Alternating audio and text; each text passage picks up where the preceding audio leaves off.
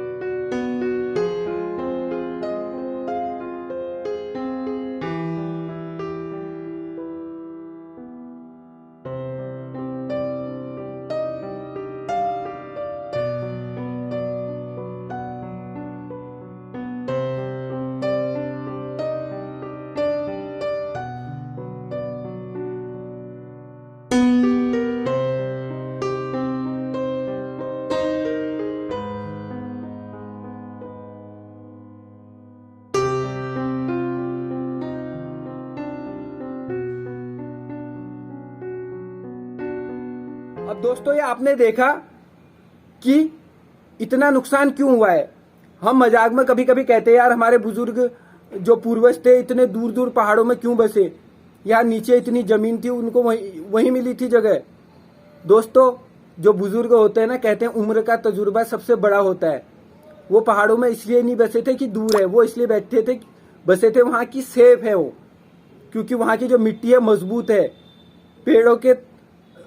पेड़ है वहां पे और वहां की मिट्टी कभी फिसल नहीं सकती बारिश में भी। लेकिन अभी आपने देखा जो चनौदा में ये बादल फटा है, पहाड़ का पूरा मलबा, जो छोटा गधेरा बैठता था उसने नदी का रूप ले लिया और पूरा रोड ही जाम कर दिया। वो नेशनल हाईवे थी। और ये मैं पूरे उत्तराखंड के लिए इसलिए कह रहा हूं क्योंकि आप देखोगे अभी वर्षा ऋतु आने वाली है, जगह जगह मकाने बह जाते हैं, रोडों के किनारे होते हैं जो, तो वो क्यों? क्योंकि सब लोग पहाड़ों को छोड़ के रोडों के किनारे आ गए और रोड जो है वो नदी के किनारे पे बसे हुए हैं पूरा उत्तराखंड का। तो जब अभी लोग प्लेन्स की तरफ ज्यादा रह रहे हैं, मतलब मार्केटों की तरफ ज्यादा बसने लग गए हैं, पहाड़ों में रहना उन्हें पसंद नहीं है, तो उन लोगों को ये वीडियो समझ जाना चाहिए कि हमारे बुजुर्ग पहाड़ों में क्यों रहते थे। वो बहुत सेफ था उनके लिए। लेकिन आज जो सब पहाड़ों को छोड़ के रोडों के किनारे बस रहे हैं, उन लोगों को पता नहीं कि पहाड़ जो नदी है वो अपना भयंकर रूप कभी भी कितना बड़ा ले सकती है। और धीरे धीरे ये चीजें बढ़ती जा रही है।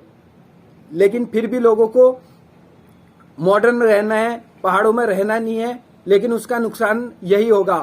फिर ईश्वर क्या करेंगे उसमें, जब आपने अपनी मूल स्थिति ही छोड़ दी है।